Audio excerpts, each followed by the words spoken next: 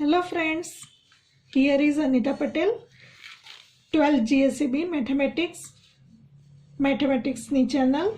નમસ્કાર મિત્રો, એક્સરસાઇઝ 1 જોઈશું. સંબંધ અને વિધેય chapter, relation and function chapter 1 exercise 1ના 1 થી 4 એક્ઝામ્પલ અગાઉના વિડીયોમાં આપણે જોયા. એક્ઝામ્પલ નંબર 5 થી જોઈશું. એક્ઝામ્પલ 5 બતાવો કે વિધેય f from r to r fx is equal to x cube એક વિધેય છે. મિત્રો એક વિધેય બતાવવા માટે for every x belongs to r માટે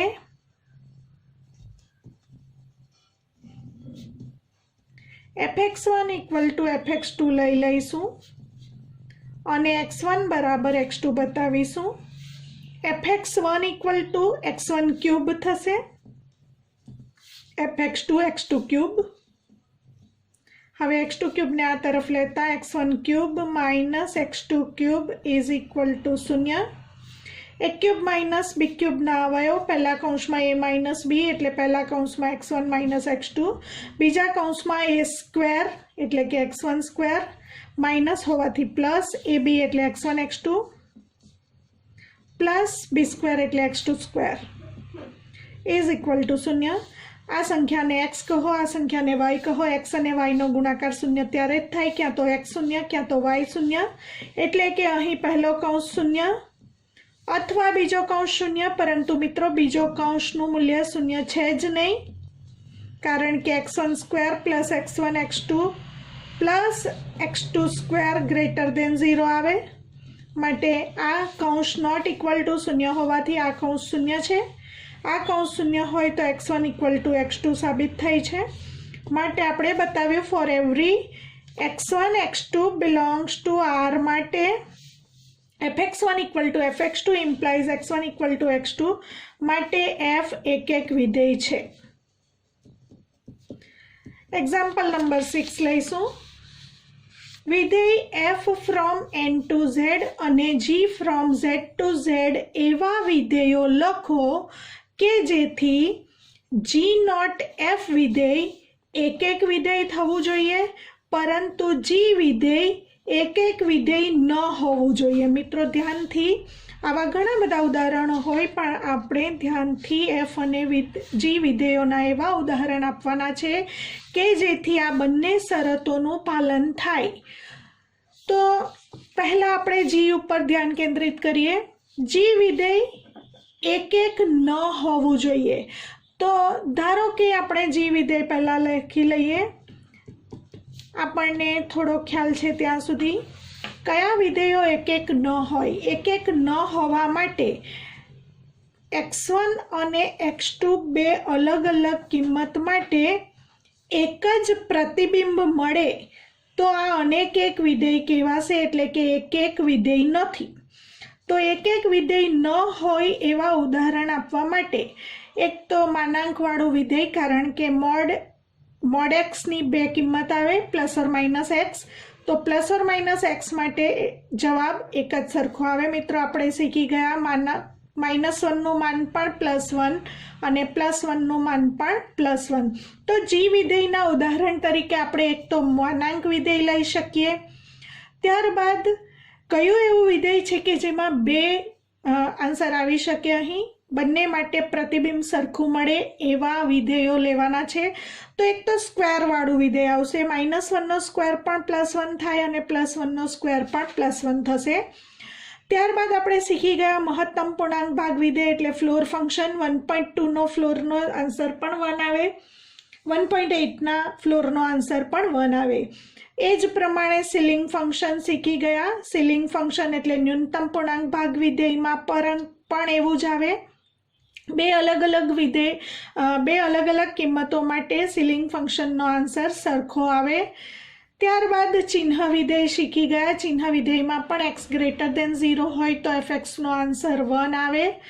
એટલે 2 અને 3 બે અલગ અલગ કિંમત લઈએ તો એ બંને કિંમતો માટે fxનો જવાબ 1 જ આવે. તો આ બધા કિસ્સામાંથી કોઈ પણ એકને આપણે વિધેય g તરીકે ધારી શકીએ. g from z to z લેવાનું છે મિત્રો, तो આપણે g from z to z ધારો કે gx બરાબર x સ્ક્વેર લઈ લઈએ અને જેને કારણે f g વિધેય એક એક તો નહીં થશે।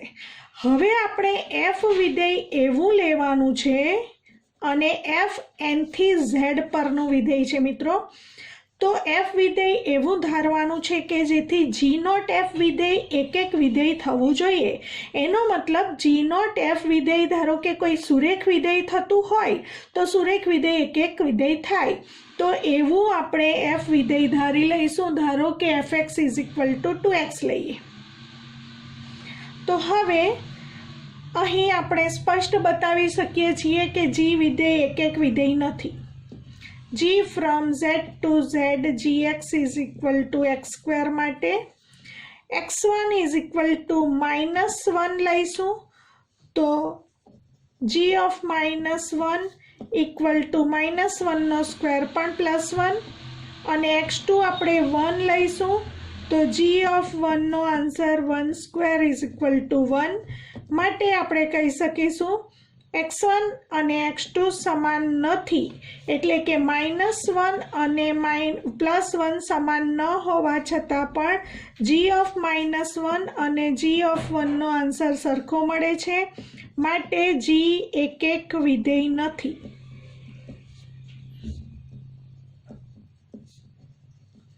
હવે બીજી શરતનું પાલન થઈ ગયું। g એક એક વિધેય નથી સાથે g નોટ f એક એક વિધેય થવું જોઈએ।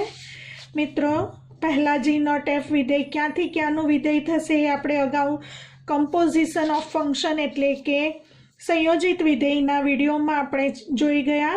પાછળના વિધેયનો પ્રદેશ અને આગળના વિધેયનો સહપ્રદેશ લખવાનો। f નો પ્રદેશ n અને g નો સહપ્રદેશ z n થી z નું વિધેય થશે આ અને મેળવીશું g not f of x = g of fx।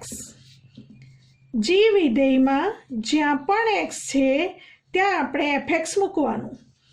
g વિધેયમાં x ની જગ્યાએ fx મૂકવાનું fx²। હવે fx વિધેય આપ્યું છે લખી દેવાનું 2x² = 4x²। તો મિત્રો આપણે g નોટ f વિધેય આ પ્રમાણે મેળવ્યું। g not f from n to z g not f of x = 4x²। આપણે બતાવવાનું છે g નોટ f એક એક વિધેય હોવું જોઈએ તો આપણે લઈશું for every x1 x2 belongs to Pradesh n માટે વિધેય છે g not f of x1 = g not f of x2 લઈ લઈશું અને x1 બરાબર x2 બતાવીશું।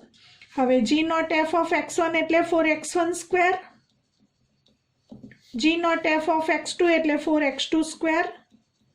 બંને બાજુથી 4 કેન્સલ થતા x1² = x2² implies x1 = ± x2 પરંતુ અહીં x1 = માત્ર +x2 કારણ કે x1 x2 belongs to n। તો મિત્રો આપણે બતાવ્યું g not f of x1 = g not f of x2 implies x1 = x2 for every x1 x2 belongs to domain of g not f માટે g not f એક એક વિધેય છે। તો આપણે જે f અને g વિધેયોના ઉદાહરણ આપ્યા છે એને માટે બંને શરતોનું પાલન થાય છે મિત્રો। g એક એક વિધેય નથી અને સાથે g નોટ f વિધેય એક એક વિધેય છે। વિધેય f from n to n અને g from n to n માટે બે ઉદાહરણ એવા આપો કે જેથી g નોટ f વ્યાપ્ત વિધેય હોય પરંતુ f વ્યાપ્ત વિધેય ન હોય। મિત્રો આપણે આ બંને શરતનું પાલન થવું જોઈએ। g નોટ f વ્યાપ્ત વિધેય હોવું જોઈએ અને f વ્યાપ્ત વિધેય ન હોય એવા ઉદાહરણ f અને g વિધેયના આપવાના છે। તો ધ્યાન રહે પહેલા આને ધ્યાનમાં રાખીશું કે f વ્યાપ્ત વિધેય ન હોય એફ વ્યાપ્ત વિધેય ન હોય તો ધારો કે એફ આપણે એન થી એન પરનું વિધેય લઈએ, આપ્યું જ છે એફ એન થી એન પરનું વિધેય. હવે કોઈ સુરેખ વિધેય ધારો કે જો એક્સ લઈ લઈએ આપણે તો એ તો વ્યાપ્ત થશે, કારણ કે 1 મૂકીશું 1 આવશે, 2 મૂકીશું 2 આવશે, તો આનો રેન્જ ઓફ એફ પણ એન જ આવશે અને સહપ્રદેશ પણ એન જ છે. તો આને વ્યાપ્ત નથી બનાવવા માટે ધારો કે હું +1 ઉમેરી દઉં છું. એટલે મિત્રો તમને ખ્યાલ હશે, એનમાંથી કિંમત મૂકીશું. તો પહેલાં જો આ પ્રમાણે આપણે એફ વિધેય લઈએ અને જે વિધેય આપણે પછી લઈએ, પહેલાં ચેક કરીએ કે એફ વિધેય વ્યાપ્ત નથી. f from n to n fx બરાબર x + 1 માટે f વ્યાપ્ત ન હોવું જોઈએ, તો અહીં પ્રદેશ n માંથી ચલ x ની કિંમત મૂકીશું. પહેલાં 1 મૂકીશું. f of 1 = 1 + 1 = 2, f2 = 2 + 1 = 3, f3 = 3 + 1 = 4. તો મિત્રો અહીં રેન્જ ઓફ એફ આપણને મળશે 2 થી શરૂ કરીને ઘટકો મળશે તમામ અનંત સુધી, અને સહપ્રદેશ ગણ n છે, બંને સમાન નથી. રેન્જ ઓફ એફ અને સહપ્રદેશ ગણ સમાન ન હોવાને કારણે એફ વ્યાપ્ત વિધેય નથી. હવે મિત્રો સાથે બીજી શરતનું પણ પાલન થવું જોઈએ. જી નોટ એફ વ્યાપ્ત વિધેય હોવું જોઈએ એવું જી વિધેયનું ઉદાહરણ આપવાનું છે. જી પણ એન થી એન વિધેય જ લેવાનું છે. પ્રદેશ અને સહપ્રદેશ n to n લેવાના છે. તો મિત્રો હવે જી નોટ એફ એક વ્યાપ્ત વિધેય હોવું જોઈએ એને માટે gx વિધેય આપણે અહીં ધારો કે x - 1 લઈએ છીએ, તો આપણે બતાવીશું જી નોટ એફ વ્યાપ્ત વિધેય છે કે કેમ. હોવું જોઈએ. પહેલાં તો જી નોટ એફ ક્યાંથી ક્યાંનું વિધેય છે આપણે શીખી ગયા. જી નોટ એફ અસ્તિત્વ ક્યારે ધરાવે? જો range of f is a subset of domain of g હોય ત્યારે. પરંતુ મિત્રો અહીં એફ પણ એન થી એનનું વિધેય છે, જી પણ એન થી એનનું વિધેય હોવાથી જી નોટ એફ પણ એન થી એનનું વિધેય થશે. એનો મતલબ for every x belongs to Pradesh N માટે આપણે જી નોટ એફ ઓફ એક્સ મેળવીશું પહેલાં, એટલે કે જી ઓફ એફ એક્સ. જી વિધેયમાં જ્યાં પણ એક્સ છે ત્યાં આપણે એફએક્સ મૂકવાનું છે. જી વિધેયમાં એક્સની જગ્યાએ એફએક્સ મૂકવાનું છે, તો એફએક્સ - 1 fx - 1. હવે મિત્રો એફએક્સ વિધેય આપણે લીધું છે x + 1, તો અહીં એફએક્સની જગ્યાએ x + 1 મૂકીશું. -1 કેન્સલ થતાં આપણને મળશે g not f of x = x. માટે g not f from n to n, g not f of x = x. હવે આપણે બતાવવાનું છે જી નોટ એફ વ્યાપ્ત હોવું જોઈએ. તો મિત્રો જી નોટ એફ વિધેયમાં પ્રદેશ n માંથી કિંમતો મૂકીશું. જી નોટ એફ ઓફ n માં પહેલું 1 આવે, 1 મૂકીએ એટલે 1 આન્સર આવશે. 2 મૂકીએ 2 આન્સર, 3 મૂકીશું 3 આન્સર. તો માટે અહીં range of g not f શું મળશે? 1 2 3 4 અનંત સુધી, એટલે કે n. અને જી નોટ એફ નો સહપ્રદેશ પણ શું છે? n જ છે, બંને સમાન છે. માટે આપણે કહી શકીશું જી નોટ એફ વ્યાપ્ત વિધેય છે. તો મિત્રો આપણે જે એફ અને જી વિધેયોના ઉદાહરણ આપ્યા છે, F from n to n fx = x + 1 અને જી from n to n gx = x - 1, એને માટે બંને શરતોનું પાલન થાય છે. એફ વ્યાપ્ત વિધેય નથી અને જી નોટ એફ વ્યાપ્ત વિધેય છે. હવે મિત્રો આપણને એવું કહ્યું છે કે 2 ઉદાહરણો આપો. तो बीजा उदाहरणनी चर्चा करिए। धारो के f from n to n, धारो के fx बराबर 2x लईए अने g from n to n विचारीने लईशुं के जेथी g व्याप्त नहीं बनवू जोईए परंतु g नॉट f व्याप्त होवू जोईए। धारो के gx विधेय आने अनुरूप धारो के x/2 लई लईए तो मित्रों तमे सरळताथी चकासी शकशो। अहीं g विधेय व्याप्त विधेय नथी कारण के g विधेय माटे x/2 लीधुं छे माटे 1 मूकवाथी 1/2 आंसर आवे।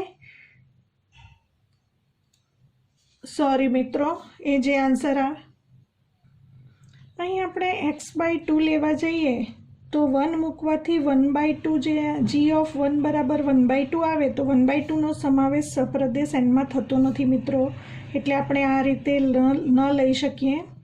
तो थोड़ुं विधेय बदलीशुं। अहीं धारो के fx बराबर आपणे x² लई लईए तो x² माटे आंसर 1 नो स्क्वेर 2 नो स्क्वेर 3 नो स्क्वेर आवशे अने range of f is not equal to सप्रदेश थशे माटे f व्याप्त नथी एवुं थई जशे। साथे जी विधेय एवुं पसंद करिए x² ने संबंधित के जेथी g नॉट f एक व्याप्त विधेय थाय तो आने रिलेटेड fx x² होवाथी gx आपणे √x धारी लईए। धारो के तो हवे हमणां चर्चा करी लईए मात्र तमे समझी शकशो। प्रदेश n मांथी x नी किंमत मूकीशुं f of 1 1 square f2 2 square 4 f3 3 square 9 तो आनो रेंज ऑफ f एटले बधी प्राकृतिक संख्याओना वर्गोनो गण आवशे 1 4 9 अने सहप्रदेश गण n छे बंने समान नथी माटे f व्याप्त नथी। मित्रों हवे आपणे g नॉट f नी जो बात करीए तो f व्याप्त नथी ए तमे सरळताथी समजी शको छो। g ऑफ fx मेळववा माटे g विधेय में ज्यां x है त्यां आपणे fx मूकीशुं। g विधेय में x नी जग्याए fx मूको तो √fx आवशे अने हवे fx इक्वल टू x² मूकी दईशुं। fx नी जग्याए x² मूको तो x ना वर्गनुं वर्गमूळ एटले mod x मळे परंतु mod x equal to x लखाशे कारण के x बिलोंग्स टू n छे। x बिलोंग्स टू n होवाने कारणे mod x equal to x। तो मित्रों आपणे g not f of x is equal to x मळशे अने सरळताथी बतावी शकाशे g not f of x1 equal to g not f of x2 implies x1 equal to x2 माटे g not f 1 थशे।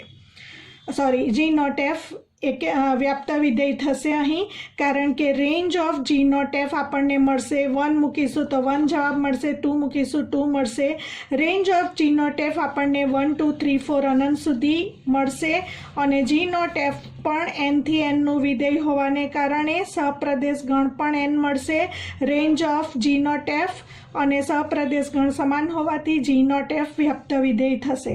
તો મિત્રો ખૂબ સરળતાથી સમજી શકાય એવા બે ઉદાહરણોની ચર્ચા કરી આપણે। આવા ઘણા ઉદાહરણો તમે મેળવી શકો। એક્ઝામ્પલ નંબર 8 ધારો કે આપણે અહીં ગણની વાત હોવાથી કેપિટલ x છે। ધારો કે કેપિટલ x ગણ is not equal to 5 x ના બધા ઉપગણોનો ગણ એટલે પાવર સેટ ઓફ x લઈશું। પાવર સેટ ઓફ x માં વ્યાખ્યાયિત સંબંધ r નીચે મુજબ વ્યાખ્યાયિત છે। a અને b ગણો પાવર સેટ ઓફ x માંથી પસંદ કરેલ છે। a b belongs to power set of x માટે એક સંબંધ એટલે કે a r b equal to A is a subset of b वडे व्याख्यायित है। अपने चकासवानुं छे कि आपेल संबंधार साम्य संबंध छे के केम। तो मित्रों अहीं आपणे पहला जे संबंध आपेल छे ए लखी लईशुं। आपेल संबंध a are b a is a subset of b वडे व्याख्यायित है। हवे आपणे बताववानुं छे चकासवानुं छे साम्य संबंध छे के केम। तो पहला स्ववाचक माटे चकासणी करीशुं अने आपणे शीखी गया स्ववाचक माटे बी बराबर ए लेता A are A equal to A is a subset of A. मित्रों, A is a subset of ए सत्य ज छे। कारण आपीशुं दरेक गण पोते पोतानो उपगण छे एवुं आपणे शीखी गया। दरेक गण पोते पोतानो उपगण छे ए स्पष्ट ज छे। माटे ए इज ए सबसेट ऑफ ए सत्य ज छे। माटे a are a for every a belongs to power set of x सत्य होवाने कारणे आपेल संबंध आर स्ववाचक छे। सम्मित संबंध माटे चकासणी करीशुं। सम्मित संबंध माटे ए आर बी लई लईशुं अने बी आर ए छे के केम ते बतावीशुं।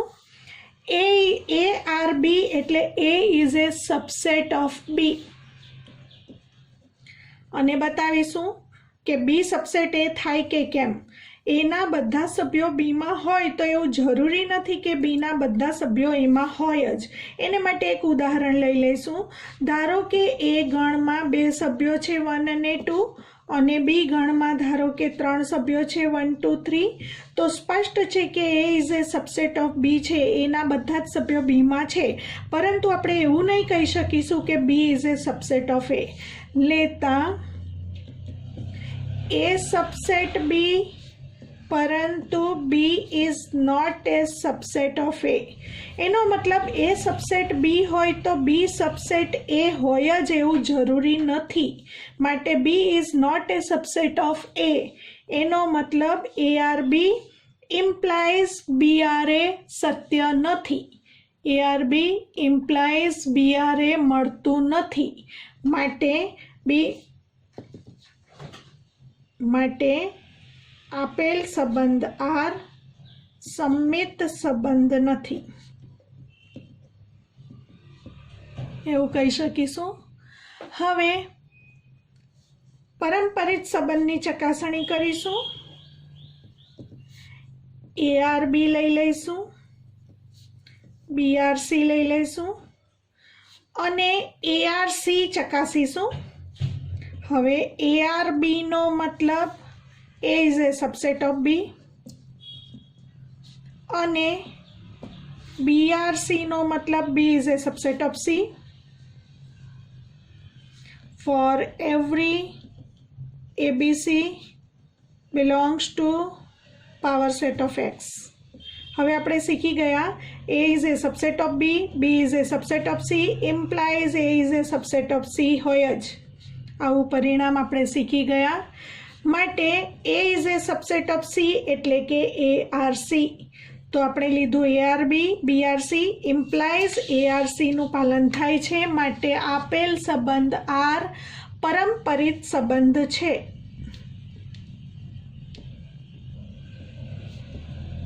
तो आपणो संबंध आर स्ववाचक छे, परंपरित छे, परंतु सम्मित संबंध नथी एटले के आर साम्य संबंध नथी आपणे कहीशुं।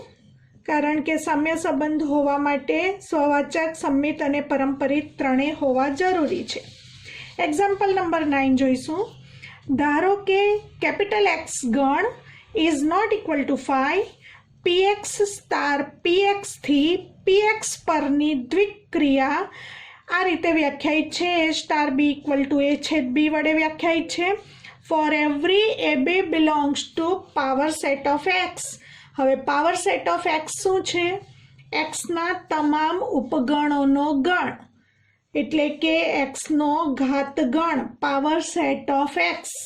बतावो के एक्स ए स्टार माटे तटस्थ घटक छे। स्टार ने सापेक्ष पावर सेट ऑफ एक्स में एक्स ज व्यस्त संपन्न छे एवं साबित करवानुं छे। तो अहीं बे प्रश्नोना जवाब आपवाना छे। पहलो प्रश्न बतावो के एक्स ए स्टार माटे तटस्थ घटक छे।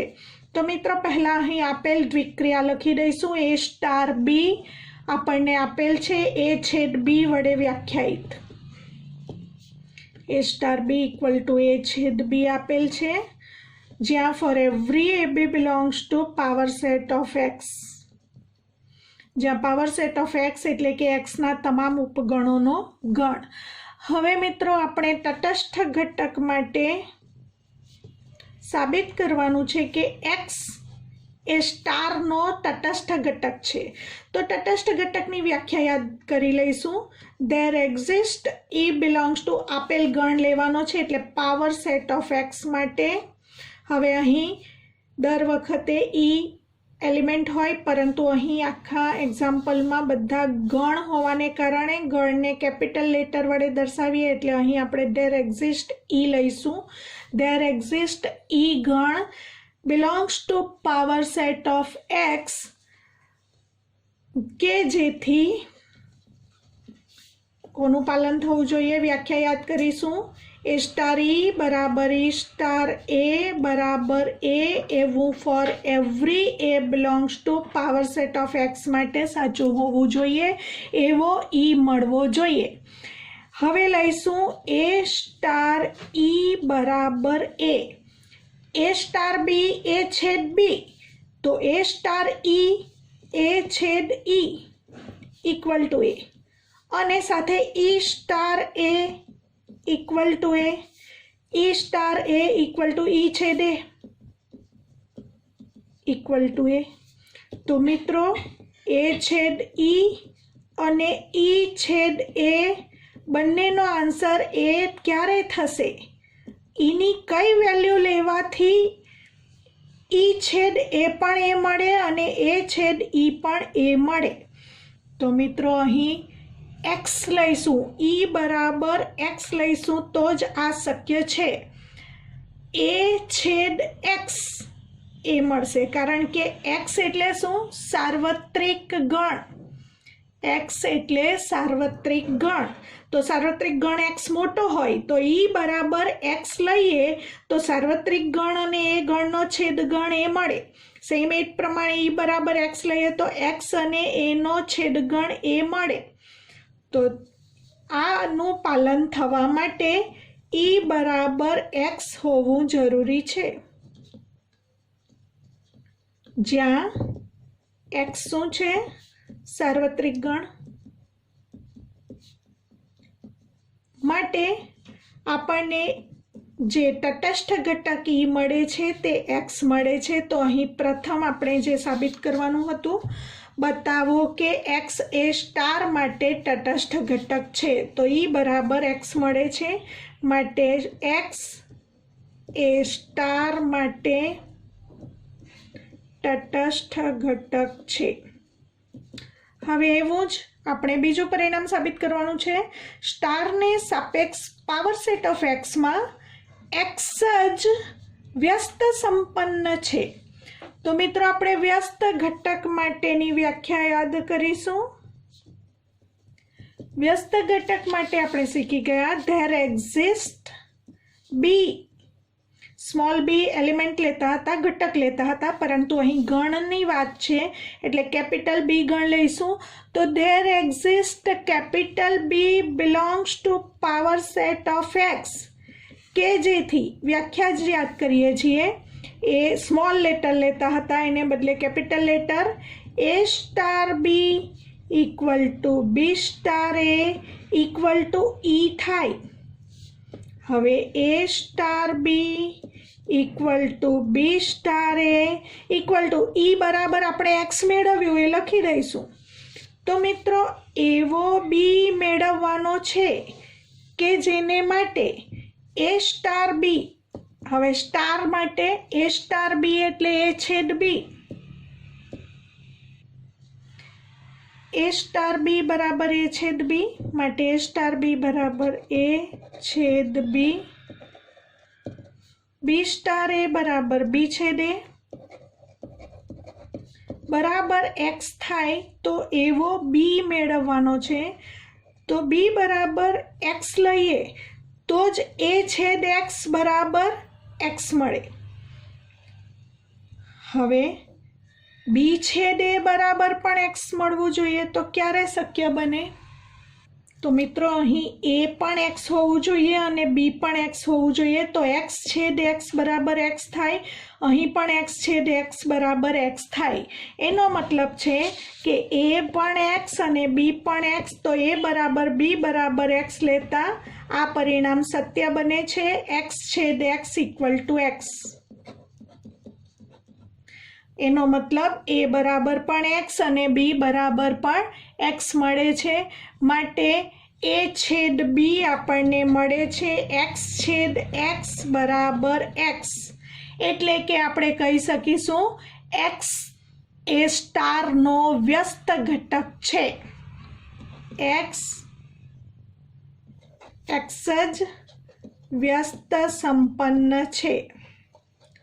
પીએક્સમાં એક્સ વ્યસ્ત સંપન્ન છે એવું આપણે કહીશું, કારણ કે એ બરાબર પણ એક્સ અને બી બરાબર પણ એક્સ, એટલે એનો વ્યસ્ત બી થશે અને બીનો વ્યસ્ત એ થશે. એટલે કે એક્સ પોતે પોતાનો જ વ્યસ્ત છે, માટે એક્સ વ્યસ્ત સંપન્ન છે. એક્ઝામ્પલ 10. ગણ 1, 2, 3 અપ ટુ n પર કેટલા વ્યાપ્ત વિધેયો મળે? તો મિત્રો આપેલ ગણને આપણે એ કહીએ તો એ ગણમાં કુલ સભ્યોની સંખ્યા કેટલી છે? n છે. તો number of A equal two n છે. માટે એ ગણ પરના વ્યાપ્ત વિધેયોની સંખ્યા npn, જ્યાં n શું છે? Number of A. npn બરાબર n ફેક્ટોરિયલ મળે. તો આપણને સૂત્ર મળશે ગણ એ પરના વ્યાપ્ત વિધેયોની સંખ્યા બરાબર npn બરાબર n ફેક્ટોરિયલ, જ્યાં સ્મોલ n શું દર્શાવે છે? ગણ એના ઘટકોની સંખ્યા. એક્ઝામ્પલ નંબર 11 લઈશું. ધારો કે S ઇક્વલ ટુ ગણમાં a b c, t equal to ગણમાં 1 2 3 વિધેય f from s to t, જ્યાં f ઇન્વર્સ શોધો. પહેલું પરિણામ આપેલ છે f ઇક્વલ ટુ ક્રમયુક્ત જોડોનો ગણ a3 b2 અને c1 આપેલ છે. તો સૌથી પહેલા આપણો પ્રશ્ન છે એફ એસ થી ટી પરનું વિધેય છે, માટે એફ ઇન્વર્સ મેળવવાનું છે. અને એફ આપણને આપ્યું છે a3 b2 c1. મિત્રો આપણે શીખી ગયા કે એફ ઇન્વર્સ ક્યારે મળે? જ્યારે એફ એક અને વ્યાપ્ત વિધેય હોય ત્યારે. હવે જ્યારે એફ ક્રમયુક્ત જોડોના ગણ તરીકે આપ્યું હોય અને એક એક વિધેય ચકાસણી કરવાની હોય ત્યારે પ્રથમ ઘટક પ્રદેશના સભ્યો છે. તો પ્રદેશ એસ હોવાને કારણે એસમાં 3 સભ્યો છે, એ બધા ઘટકોને સંગત કોઈક ઘટક હોવો જરૂરી છે, જે છે.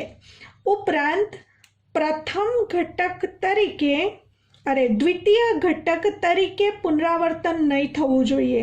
3 એક જ વાર મળે છે, 2 એક જ વાર મળે છે, 1 એક જ વાર મળે છે. આ સાદી ભાષામાં આપણે સમજ મેળવી. ગાણિતિક પરિભાષામાં જોઈએ તો પ્રથમ ઘટક એટલે પ્રદેશ એસના તમામ ઘટકોને સંગત અનન્ય પ્રતિબિંબ એટલે કે ભિન્ન પ્રતિબિંબ એફમાં મળે છે. For every x belongs to S ને સંગત ભિન્ન પ્રતિબિંબ સમાન નથી મળતા. ભિન્ન એટલે અહીં 3 મળે છે તો ફરી પાછું 3 અહીં નથી આવતું, 2 મળે છે તો ફરી પાછું 2 નથી, 1 મળે છે તો ફરી પાછું કોઈ જગ્યાએ 1 નથી. ભિન્ન પ્રતિબિંબો મળે છે, માટે F એક છે. હવે એફ વ્યાપ્ત વિધેય બતાવવા માટે રેન્જ ઓફ એફ એટલે દ્વિતીય ઘટકોનો ગણ 3 2 1 એટલે કે 1 2 3. હવે રેન્જ ઓફ એફ અને સહપ્રદેશ ગણ ટી ટીમાં પણ 1 2 3 3 ઘટકો છે, તો રેન્જ ઓફ એફ અને સહપ્રદેશ ગણ સમાન હોવાને કારણે એફ વ્યાપ્ત પણ છે. હવે મિત્રો એફ એક એક અને વ્યાપ્ત હોવાથી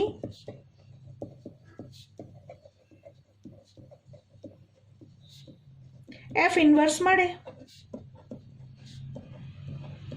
હવે એફ ઇન્વર્સ મેળવવા માટે મિત્રો આપણે શીખી ગયા એફ ક્યાંથી ક્યાંનું વિધેય છે, એસ થી ટી, તો આપણને એફ ઇન્વર્સ મળશે ટી થી એસ. એફ ઇન્વર્સ મેળવવા માટે આપણે લખીશું એફ ઓફ એ બરાબર 3, એફ ઓફ બી બરાબર 2, એફ ઓફ સી બરાબર 1. આના ઉપરથી આપણને મળશે એફ ઇન્વર્સ 3 બરાબર એ, એફ ઇન્વર્સ 2 બરાબર બી, એફ ઇન્વર્સ 1 બરાબર સી. માટે F inverse from T to S, F ઇન્વર્સને આપણે ક્રમયુક્ત જોડોના ગણ તરીકે દર્શાવીશું, કારણ કે મિત્રો અહીં એફ વિધેય આપણને ક્રમયુક્ત જોડોના ગણ તરીકે આપેલ છે.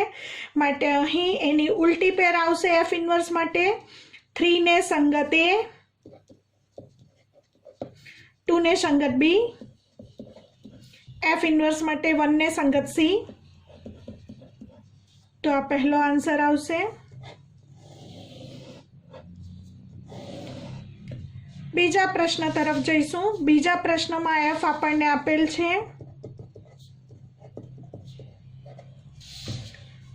A2 B1 C1.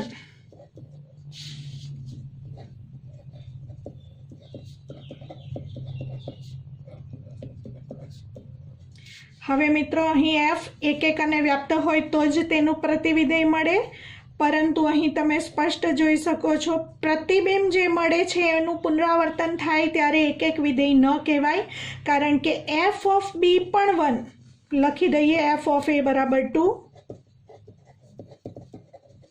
F of બી બરાબર 1, એફ ઓફ સી બરાબર 1, બી ને સંગત પણ 1, સી ને સંગત પણ 1, અનેક એક.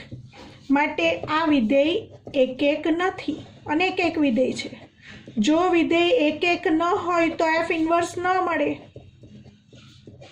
તો મિત્રો ધ્યાન રાખવાનું, કારણ કે એમસીક્યુમાં જ્યારે આવા પ્રશ્નો પૂછાય છે ત્યારે આની ઉલટી પેર એફ ઇન્વર્સમાં આપેલી જ હોય છે. એક ઓપ્શનમાં 4 ઓપ્શનમાંથી એફ ઇન્વર્સ માટે 2A 1B C 1C આપ્યું હોય. ઉતાવળમાં એવી ભૂલ ન થાય એની કાળજી રાખશો, કારણ કે અહીં બે પ્રતિબિંબો સમાન હોવાથી એફ એક એક વિધેય નથી. માટે આન્સર આવશે એફ ઇન્વર્સ ન મળે. મિત્રો આગળના એક્ઝામ્પલ સાથે નવા વિડીયોમાં ફરી મળીશું.